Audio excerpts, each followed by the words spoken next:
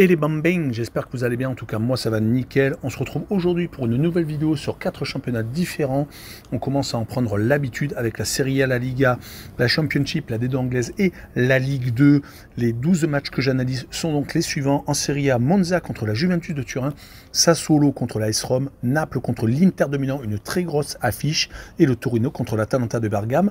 En Liga, le Real de Madrid contre Grenade, Osasuna contre la Real Sociedad, Séville-Villarreal, une affiche malheureusement qui a perdu de sa beauté, et Barcelone-Atlético de Madrid, le gros choc de cette journée. En Championship, Preston contre Queen's Park Rangers, West Bromwich Albion contre Leicester, Ipswich contre Coventry et également Leeds contre Middlesbrough. Et en Ligue 2, Bordeaux contre Troyes, Amiens contre Saint-Etienne, Laval contre Grenoble et Ajaccio contre Angers. Voilà, n'hésitez pas à venir nous rejoindre sur le site VIP et les réseaux sociaux, tout est à l'écran et en description.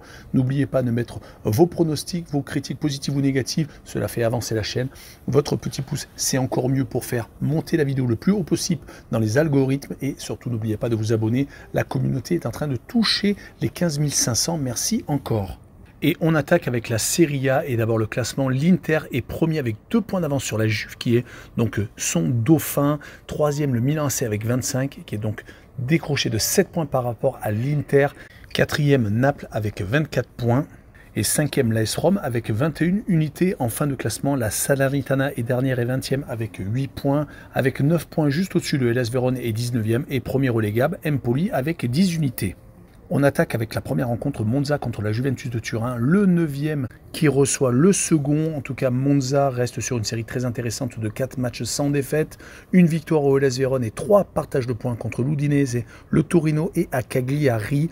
Il s'était incliné pour la dernière fois, c'était à l'AS Rome le 22 octobre. Mais ils vont jouer contre une équipe beaucoup plus sérieuse. La Juventus de Turin est actuellement sur un match nul contre l'Inter de Milan, mais juste avant, ils avaient enchaîné 5 victoires consécutives. Pour remonter à une défaite de la Juve, il faut aller à Sassuolo, c'était le 23 septembre, donc plus de 2 mois.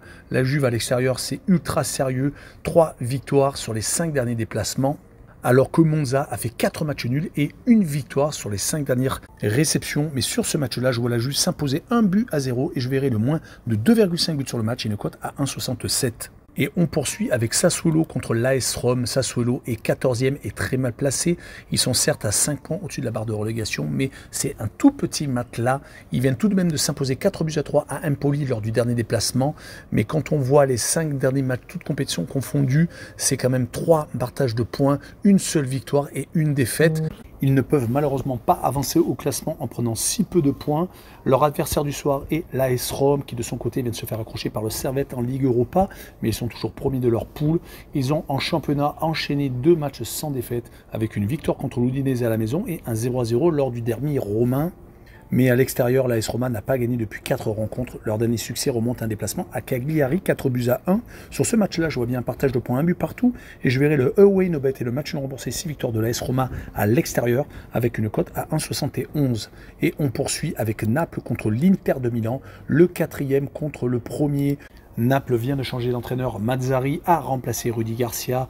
Pour l'instant, une victoire, une défaite. La victoire a été à l'Atalanta en championnat et la défaite a été 4-2 au Real de Madrid. Mais là où le bas blesse, c'est surtout à domicile, car depuis 5 rencontres chez eux, ils ont perdu à 3 reprises et ont fait 2 matchs nuls.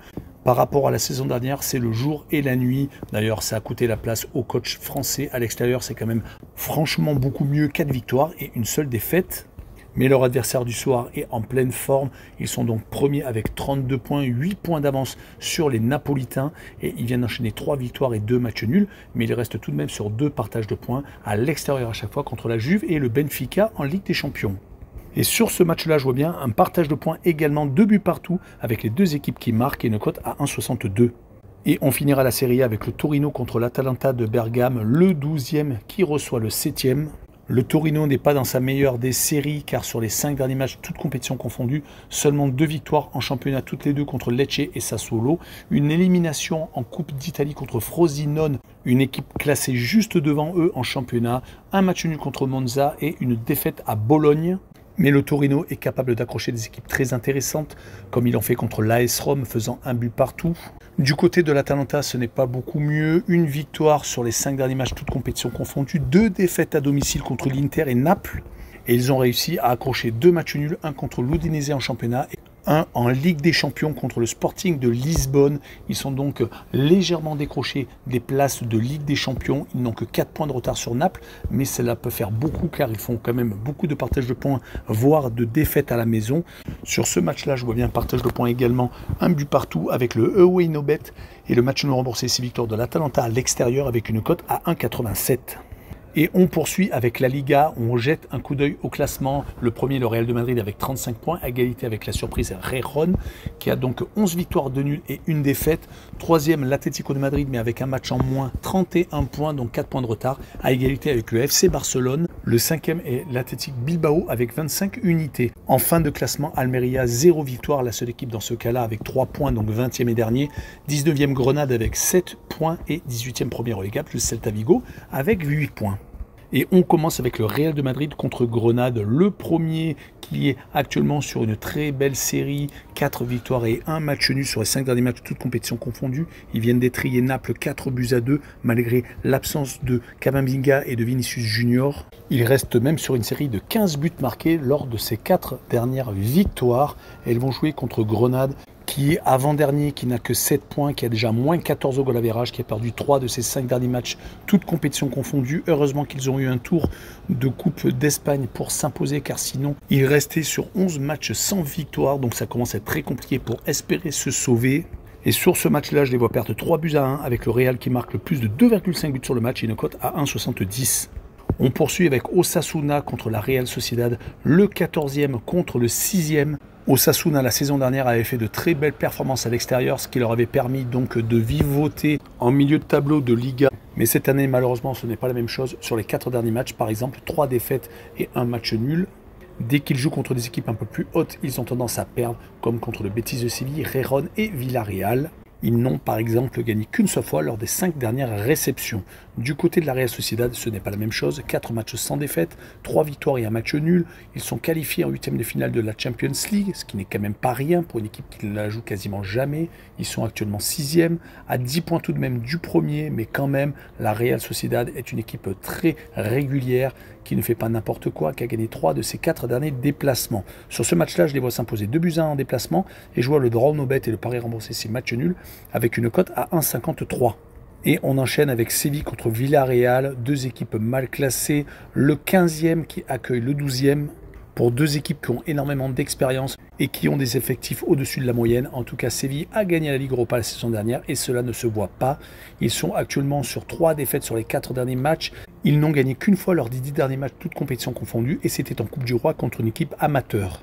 Ils viennent de se faire éliminer de la Champions League après une défaite 3-2 à la maison contre le PSV Eindhoven, alors qu'ils menaient 2-0, mais malheureusement l'expulsion de Lucas Ocampos a totalement tué le match.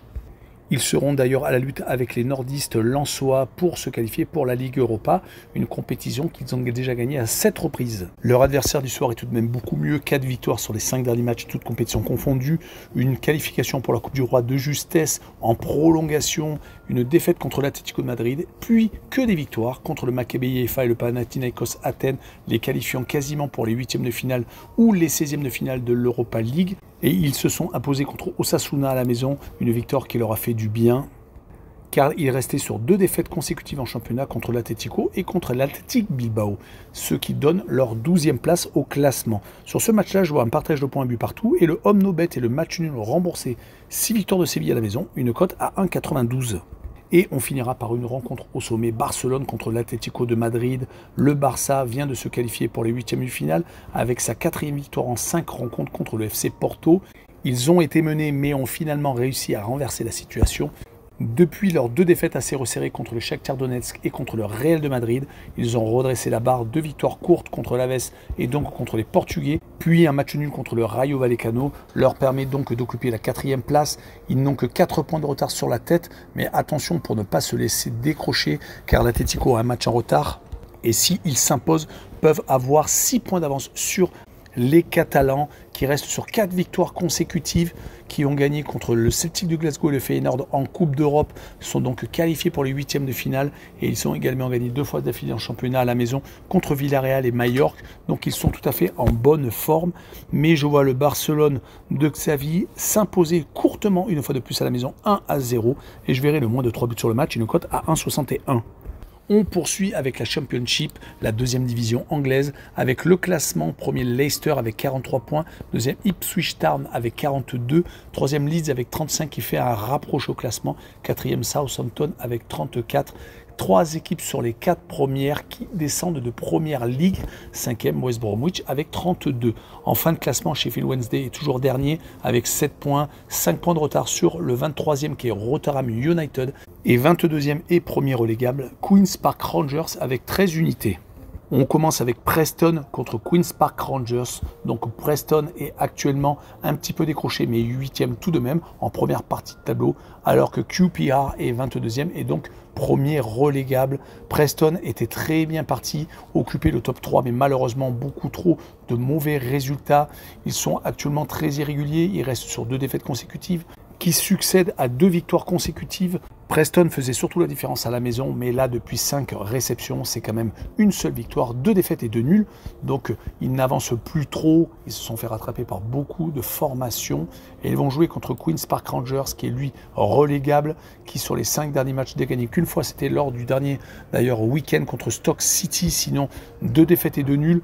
Donc, également beaucoup de surplace et 6 points de retard sur le premier non relégable. Sur ce match-là, je vois Preston s'imposer 2-1 à la maison et le plus de 2 buts sur le match et une cote à 1,68. Et on poursuit avec West Bromwich Albion contre Leicester, le 5e qui accueille le leader, le 5e qui a également bien redressé la barre. 4 victoires et 1 défaite sur les 5 derniers matchs, toutes compétitions confondues. Des victoires significatives comme celle contre Ipswich Town le 25 novembre. Qu'ils ont réussi à confirmer en s'imposant à Cardiff. Ils ont tendance à être assez solides quand même chez eux. 4 victoires et 1 nul sur les 5 dernières réceptions. Mais ils vont jouer contre Leicester qui a fait un départ canon, qui n'avait quasiment perdu aucune rencontre. Une seule défaite sur les 13 premières rencontres, mais malheureusement depuis, c'est moins bien. Ils ont perdu à 2 reprises contre Leeds et Middlesbrough. Ils ont fait match nul contre Sheffield Wednesday le week-end dernier.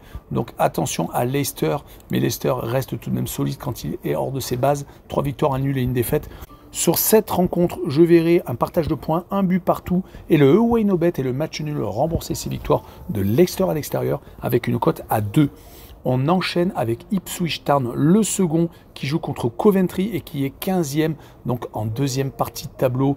Ipswich a donc perdu contre West Bromwich Albion, mais reste tout de même assez régulier, 2 victoires et 2 nuls sur les 5 derniers matchs. Donc il y a pire tout de même comme série, beaucoup d'équipes aimeraient être comme eux. Ils ont perdu à 2 reprises sur les 10 derniers matchs, donc ils arrivent quand même à tenir la dragée haute à Leicester où ils n'ont qu'un point de retard. Coventry de son côté est 15e, donc mal en points. Ils ont tout de même 9 points d'avance sur le premier relégable, donc il y a un gros match là d'avance. Il reste en plus sur 3 matchs sans défaite, 2 victoires et 1 match nul, à chaque fois sans prendre de but. Donc 3 clean sheets consécutifs, ce qui est assez intéressant. Mais je verrai tout de même Ipswich s'imposer à la maison 3-1 et je verrai les seconds du classement marquer le plus de 1,5 buts sur le match avec une cote à 1,71. Et on finira la Championship avec Leeds United contre Middlesbrough. Leeds est actuellement donc 3e en embuscade avec 7 points de retard sur le second et 8 points sur le premier. Leeds reste sur une série ultra intéressante de 5 matchs sans défaite, 4 victoires et 1 nul. Ils se sont surtout imposés chez le leader 1-0, entraînant une légère dépression de résultats chez le leader. Et ils ont surtout mis en route la machine à marquer, surtout à domicile, avec 4 buts marqués contre Huddersfield, 2 contre Plymouth et 3 contre Swansea. Leur adversaire du soir, Middlesbrough, est dans la même dynamique. Ils avaient attaqué le championnat de façon catastrophique. Ils occupaient les dernières places du classement et ils ont enchaîné une grosse série de victoires. Et sur les 5 derniers matchs, ils continuent 3 victoires, 1 nul et 1 défaite. Le seul revers a été contre Bristol City. Et sur cette rencontre, je les vois quand même s'incliner à Leeds 2-1 et je vois les 2 équipes marquées avec une cote à 1,60. Et on finira avec la Ligue 2. On jette un coup d'œil au classement où Laval est premier avec 32 points. Deuxième, Angers avec 30. Troisième, Grenoble 27. 26 points. Quatrième, Auxerre, 5e Pau avec 25 unités. En fin de classement, Valenciennes est dernier avec un seul petit match gagné sur 15 disputés, donc 10 points. 19e Dunkerque avec 12 et à 18e Quevilly-Rouen avec 12 unités également, mais avec un goal average de -4 au lieu de -11 pour Dunkerque. Et on attaque avec Bordeaux contre Troyes, deux équipes qui devraient jouer la montée, mais qui malheureusement sont en deuxième partie de tableau. Bordeaux est 13e avec 18 points, alors que Troyes est premier relégable avec 13, donc 5 points d'écart entre les deux équipes. Mais Bordeaux, depuis son changement d'entraîneur, a enfin trouvé la bonne carburation. 2 victoires en championnat, une qualification au forceps en Coupe de France. Ils étaient vraiment tombés très bas. Guillon avait malheureusement réussi à mettre Bordeaux quasiment en zone de relégation. Riera a réussi à les remonter légèrement. Du côté de Troyes, c'est encore plus catastrophique. Ils sont relégables. 3 défaites consécutives, une élimination en Coupe de France contre Épinal et 2 défaites consécutives contre Ajaccio et contre Guingamp. Ils avaient pourtant eu une bonne série de 4 matchs sans défaite, mais ils ont totalement replongé et ça commence à devenir dangereux. Ils pourraient faire la chute Ligue 1 nationale en très peu de temps. Sur cette rencontre, je vois Bordeaux s'imposer tout de même 2-1 et le plus de 2,5 buts sur le match avec une cote à 1,57. On continue avec Amiens contre Saint-Etienne. Les Amiénois sont actuellement 10e, alors que les Stéphanois ont été seconds pendant un certain temps. Ils sont maintenant 7e. Malheureusement, une mauvaise série de résultats est passée par là. 3 défaites consécutives en Ligue 2 contre le Paris FC, Auxerre et contre Pau. 2 à domicile quand même, c'est assez moyen. Et une seule victoire par contre dans cette série contre Bourg-Péronas en Coupe de France. Heureusement, car sinon ils seraient peut-être encore plus bas. Ils ne sont pas totalement largués non plus par rapport aux playoffs qui commencent par la 5e place et Pau est à 1 point devant. Et ils vont se déplacer à Amiens qui, sur les 5 derniers matchs, toutes compétitions confondues, a 2 victoires, 2 matchs nuls et 1 défaite. Ce n'est pas si mal que ça, mais malheureusement, ils ont eu beaucoup trop de trous et ils sont beaucoup trop irréguliers. Heureusement qu'ils sont encore qualifiés en Coupe de France. Ils auront peut-être un objectif pour s'aérer la tête. En tout cas, ils sont actuellement 10e. Et sur ce match-là, je vois une victoire quand même de Saint-Etienne à l'extérieur, 1-0, qui pourrait se relancer. Et la double chance N2 avec une cote à 1,47. L'avant-dernière rencontre de cette vidéo est Laval contre Grenoble, le premier qui accueille le 3e, donc la rencontre au sommet de cette journée. Les Lavallois avaient eu quelques mauvais résultats, comme la défaite contre Saint-Etienne à domicile, comme celle contre Concarneau. Le 3-0 encaissé à la maison aurait pu les stopper, mais ils se sont à chaque fois relancés en déplacement. Les deux donc succès à Annecy et à Dunkerque leur ont fait énormément de bien, surtout qu'ils se sont qualifiés entre-temps chez un club amateur en Coupe de France.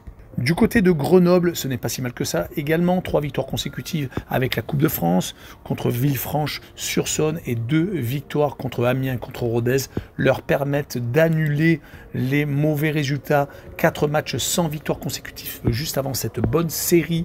Ils sont à 5 points quand même derrière Laval. Donc une belle performance pourrait leur permettre de se rapprocher. Mais je vois un 0-0 entre les deux équipes et le moins de 2,5 buts sur le match et une cote à 1,58. Et on finira par Ajaccio contre Angers, le 8e contre le second, avec les Ajacciens qui sont également très irréguliers.